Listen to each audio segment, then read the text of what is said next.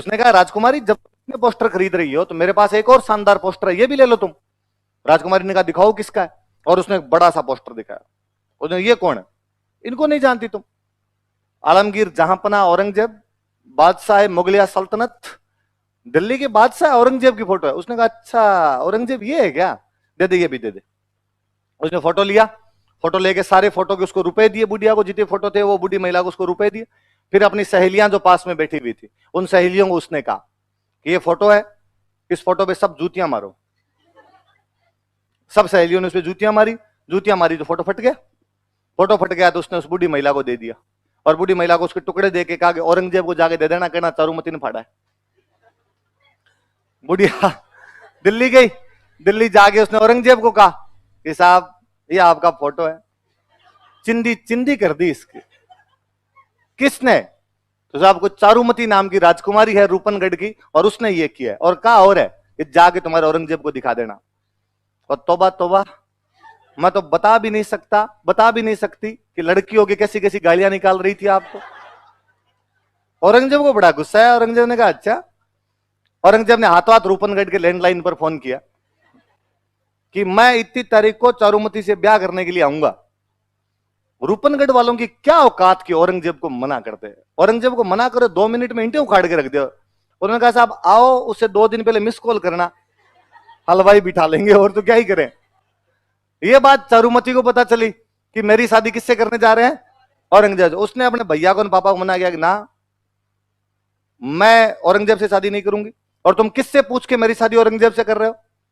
भैया ने कहा तू किससे पूछ के पोस्टर फाड़ रही थी, तेरे चक्कर में कांड हुआ है। ना पोस्टर फाड़े, ना कोई लफड़ा हो, ना औरंगजेब धमकियां दे, ना अपने को ब्याह करना पड़े। और उसने कहा कि अब कर दिया हो तो कर दिया, पर मैं ब्याह नहीं करूंगी औरंगजेब से। भैया ने समझाया कि देख तू नहीं करेगी, औरंगजेब अटैक करेगा। औरंगजेब अटैक करेगा तो जनता की लड़कियां उठा के ले जाएगा। सेना जो आएगी खुरंजी करेगी, लूटमार करेगी, साधारण जनता की लड़कियां उठा उठा के ले जाएंगे। राजा का पहला कर्तव्य जनता बचानी होती है, और यदि जनता की लड़कियों को नहीं बचा पाएंगे तो फिर मतलब ही क्या है। इन सब को बचाने के लिए जरूरी है कि एक तेरा ब्याह उसके साथ कर दिया जाए। उसने कहा यदि तुम मेरी रक्षा नहीं कर सकते ना तो मैं खुद कर लूंगी।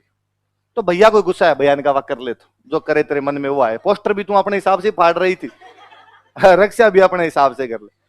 अब चारूमती सोचेगी कौन रक्षा कर सकता है।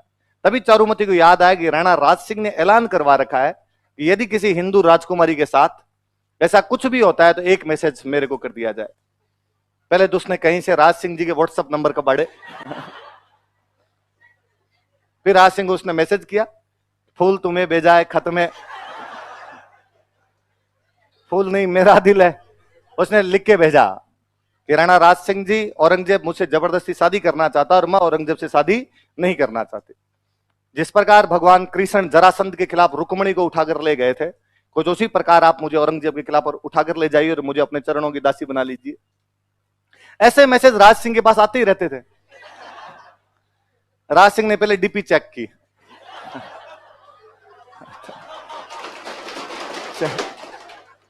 लगा कि ठीक। राज सिंह ने वापस भेजा थम्स अप। राज सिंह ने कहा कि शादी वाला कार्ड भेज दो, चाक भात लगन किस तारीख को है, औरंगजेब की बारात आएगी उससे पहले पहले अपने आ जाएंगे। अब राज सिंह ने औरंगजेब के पास मैसेज किया कि भाई औरंगजेब इधर अपने जाएंगे देख। उससे थोड़े दिन पहले मैंने एक जगह बताई, जीलवाड़ा, उस जीलवाड़ा के पास में एक जगह पड़ती है रूपनगर। कौन सी जगह है, वहां की राजकुमारी थी चंचल कुमारी। उस चंचल कुमारी से भी औरंगजेब ब्याह करना चाहता था। राज सिंह पहले जाके करके आ गया, तो औरंगजेब बिफर गया। औरंगजेब ने कहा ये क्या तरीका हुआ, वहां भी तू यहां भी भाई भाई कोई मिल बांट के करते हैं। राज सिंह ने कहा आगे वाला नंबर तेरा, इस बार डीपी देख ली है, अब कंट्रोल नहीं है, देख तू यहां ब्याह मैं करूंगा, बाकी का देख लेंगे आगे, आगे 2 मौके तेरे को दे दिए जाएंगे। औरंगजेब ने कहा तो ठीक है, इस बार अपने तो भाई खुद के ईगो की बात है, और उसने यार मेरी फोटो फाड़ के फेंक दी थी, और इस बार अपने दोनों करेंगे लड़ाई, और जो लड़ाई में जीतेगा उससे ब्याह हो जाएगा। राज सिंह ने कहा इसके लिए तो सिग्नल तोड़ ताड़ के तुम कहे वैसे वो वाली फीलिंग है अपने। तो औरंगजेब ने कहा मैं दिल्ली से आर्मी लेके आऊंगा, तू अपने मेवाड़ से आर्मी लेके आ जाना, और जो जीत जाएगा उससे ब्याह हो जाएगा। राशि ने कहा ठीक।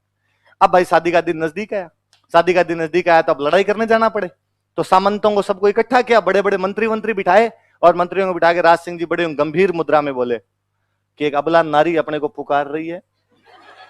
मंत्री मन ही मन सोचे कि सर आपको हर तीसरी आजकल अबला नहीं लगती, इस मामले में थोड़े ज्यादा अग्रेसिव नहीं हो रहे हो आप। मंत्री वर्ग बोले तो क्या, मन ही मन बात सोचे बेचारे, हाँ हाँ बताओ साहब, राणा जी बताओ क्या करना है। कहा रूपनगढ़ की राजकुमारी है चारुमती, औरंगजेब जबरदस्ती शादी करना चाहता है और मैंने वचन दिए हैं कि मैं उसे शादी करूंगा, औरंगजेब को उसे शादी नहीं करने दूंगा। कर लो, क्या दिक्कत है इसमें, हमसे क्या पूछना है। कि नहीं, उस दर से औरंगजेब की सेना आएगी और आपको लड़ने के लिए जाना पड़ेगा। तब तक लड़ना है जब तक मेरे फेरे नहीं हो जाए, मेरे फेरे होते ही मैं खुद आ जाऊंगा, पर जब तक मेरे फेरे नहीं हो औरंगजेब की सेना अजमेर क्रॉस नहीं करनी चाहिए, अजमेर वाली घाटी के अंदर रोक के रखनी है, उधर किशनगढ़ की तरफ आनी नहीं चाहिए। उन्होंने कहा साहब ठीक है, चिंता ही मत करो, सेना लड़ लेगी जाके, आप तो आराम से फेरे करना, आओ तो ठीक, नहीं आओ तो ठीक, औरंगजेब को हम अजमेर से आगे इंच नहीं बढ़ने देंगे। सेना तैयार। सेना का सेनापति कौन हो? सलुम्बर का सामंत। और सलुम्बर का सामंत इस टाइम जो था उसका नाम था रतन सिंह चुंडावत। क्या नाम था? खानवा के युद्ध में भी यहां के बंदे का नाम रतन सिंह था। अब कोई दूसरा रतन सिंह रहा होगा, 3-4 पीढ़ी बाद में नाम वापस आ जाया करते थे। रतन सिंह चुंडावत नाम का कोई लड़का था, वो सलुम्बर का सामंत बना हुआ।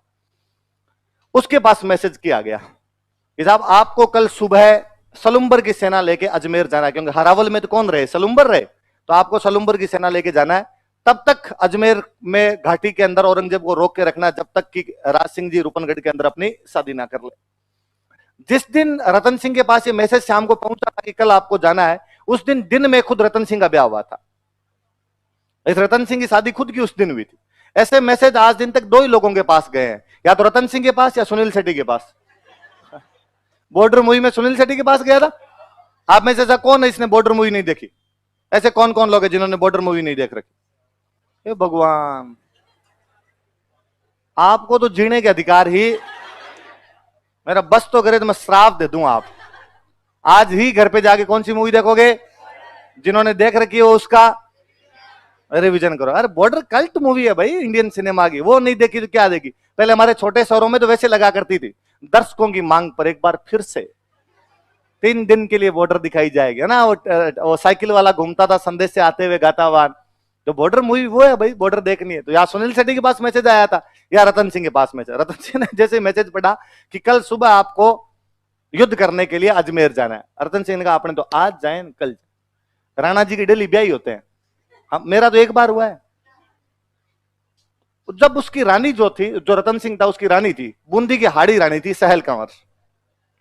क्या नाम था? बूंदी की थी। कहां की थी? और बूंदी में मैंने बताया था हाड़ा होते थे, तो हाड़ी रानियां हुआ करती थी। उसको बेचारी को पता चला, उस सहल कंवर को पता चला भाई मेरे पति जो सेनापति है उनके पास ये मैसेज आया है कि लड़ने के लिए अजमेर जाओ और मेरे पति मना कर रहे हैं। तो उसने समझाया रतन सिंह कि आपको ऐसे नहीं करना चाहिए, आप मेवाड़ के सेनापति हो और आप सलुम्बर के सामंत, और सलुम्बर वालों को ये ड्यूटी इसलिए मिली, ये राइट, ड्यूटी भी क्या कहा जाए, राइट, सबसे आगे लड़ने का, सेनापति बनने का, इसलिए मिला क्योंकि आपके फोर फादर चुंडा ने कभी प्रतिज्ञा की थी कि वो राजा नहीं बनेगा बल्कि अपने सौतेले भाई को राजा बनेगा, और वो हमेशा मेवाड़ की सेना का क्या रहेगा? सेना। पीढ़ियों से ये परंपरा को आपके बढ़ के निभाते आए हैं, आप इस प्रकार मना नहीं कर सकते, आपको लड़ने के लिए जाना चाहिए। राणा जी ने जब संदेश भेजा है, आप राणा जी के संदेश को मना कैसे कर सकते हो? उसने कहा तू नहीं समझती, राणा जी के डेली ब्याह आते हैं, राणा जी अपने ब्याह के चक्कर में लोगों की सुहागरात कैसे खराब कर सकते हैं? राणा जी को भी तो कुछ सोचना चाहिए। मेरा आज ब्याह हुआ है, पर उस बेचारे ने खूब समझाया उनको और उसको कहा कि भाई यदि तुम नहीं जाओगे तो तुमसे सेनापति का अधिकार छीन लिया जाएगा। तुम्हारी जो आने वाली पीढ़ियां होगी वो इस बात पर थू थू करेगी कि हमारा एक दादा परदादा इतना निबड़ा निकल गया था कि युद्ध लड़ने के लिए नहीं गया लुगाई के चक्कर में, इस चक्कर में हमसे जो सेनापति का अधिकार था वो छीन लिया। उसने मोटिवेट किया तो रतन सिंह ने कहा भाई ठीक, मैं चला जाऊं। दूसरे दिन सुबह सुबह घोड़े वोड़े तैयार किए, सेना वेना तैयार की, घोड़े लेके रतन सिंह जी जा रहे, बैकग्राउंड में वापस म्यूजिक चले, जाते हुए लम्हों जरा ठहरो। जैसे ही उस हाड़ी रानी वाले महल के पास आए तो रतन सिंह जी का घोड़ा अपने आप ही रुक गया। रतन सिंह जी ने ऊपर देखा तो रानी झरोखों में खड़ी खड़ी देख रही, और रतन सिंह जी ने अपने पास में कोई सोल्जर खड़ा था उसको कहा ऊपर जा, और ऊपर जाके रानी को कहे कि मेरे लिए कोई निशानी भेज दे। क्या भेज दे? अंगूठी वंगूठी कुछ ही भेज दे। उसको लगा कि यार कोई चूड़ी अंगूठी कुछ भेज देगी, टाइम पास करेंगे यार थोड़ी देर। कैसे रहा जाए, नया नया ब्याह हो रखा आदमी।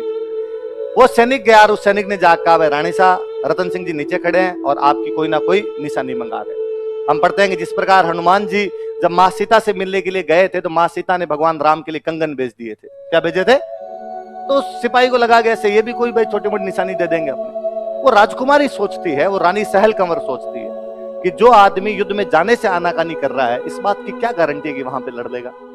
और यदि वहां पे ना लड़ पाया और वापस आ गया तो आने वाली पीढ़ियां इस बात के लिए मुझे धिक्कारेगी और कहेगी कि एक युवती की सुंदरता की वजह से उसका पति युद्ध नहीं लड़ पाया था। उसे और याद आता है कि मैं उन बूंदी के हाड़ाओं की वो राजकुमारी हूं जिसकी बुआ ने कभी इस वजह से किले के दरवाजे बंद कर दिए थे कि मेरे फूफा एक युद्ध में हार कर वापस आ गए थे। इसकी रियल बुआ थी जोधपुर में जसवंत सिंह की रानी थी, और राजा जसवंत सिंह जब युद्ध हार कर वापस आया था तो उसने कहा था ऐसे बेलखना पति हो इससे तो अच्छा नहीं हो, और मैं इसको पति मानती हूँ। कहा एक तरफ मेरी बुआ जो हार के आने पे बंद कर दे दरवाजे, पति को मानने से मना कर दे, एक तरफ मैं जिसका पति युद्ध करने से ही मना कर रहा है। मुझे लगा इस जीवन का क्या मतलब। यदि सुंदरता की वजह से, मेरे इस जीवन की वजह से मेरा पति युद्ध नहीं कर पा रहा तो मर जाना बेहतर होगा ना ज्यादा। वो लड़की अपना सिर काट के दे देती है। क्या काट के देती है? हम आज दिन तक गाते हैं, चुंडावत मांगी सेनानी सिर काट दे दियो सतराणी। इस चुंडावत ने उस दिन निशानी मांगी थी और सतराणी ने क्या काट कर दे दिया था अपना। और कोई एक कवि का उत्साह होगा कि सतरी सेनानी चाहिए समर सलुम्बर धीस, चुड़ामन मेली सियान ईंधन मेल्योसीस। सतरी सेनानी चाहिए, उस सती से निशानी चाहिए थी। समर सलुम्बर धीस, समर मतलब युद्ध, युद्ध में जाते हुए सलुम्बर के सामंत ने अपनी पत्नी से निशानी मांगी थी। चुड़ामन मेलिसिया, चुड़ामन मतलब चूड़ियां कंगन, मां सीता ने तो कंगन भेजे थे जब निशानी मांगी थी। ईंधन मेल्योसीस, इसने तो सिर काट के दे दिया था। वो राजकुमारी कौन थी जो अपने पति की निशानी मांगने पे सिर काट के देती है? कौन थी? सहल कंवर थी। अब जब वो सिर नीचे ले जाके वो सिपाही जैसे गया, रतन सिंह ने देखा, तब तो रतन सिंह की बुद्धि आ गई कि यार गलती कर दिया। पर कहते हैं उसकी मुंडी मुंडी इतना इतना सिर कटा हुआ था। रतन सिंह उसके जो राजकुमारी के बाल थे उन बालों को अपने यहाँ पे बांध लेता है। उस अजमेर वाली घाटी में क्या भयंकर लड़ता है वो। औरंगजेब की सेना को कदम आगे नहीं बढ़ाने दिया था। केवल सलुम्बर वालों ने उसने दिल्ली की सेना को पीट पीट के भगा दिया था यहाँ से। राज सिंह आराम से शादी वादी करके राजसमंद लौटे थे। एक दिन कभी राज सिंह चारुमती के साथ में राजसमंद की पाल पर बैठे हुए और अपने शादी से पहले की कहानी सुनाते हैं चारुमती को कि चारुमती हमारी जब शादी हुई थी तो उससे पहले पहले क्या क्या बातें हुई थी, किस प्रकार रतन सिंह और सहल कंवर को अपने जीवन का बलिदान देना पड़ा था।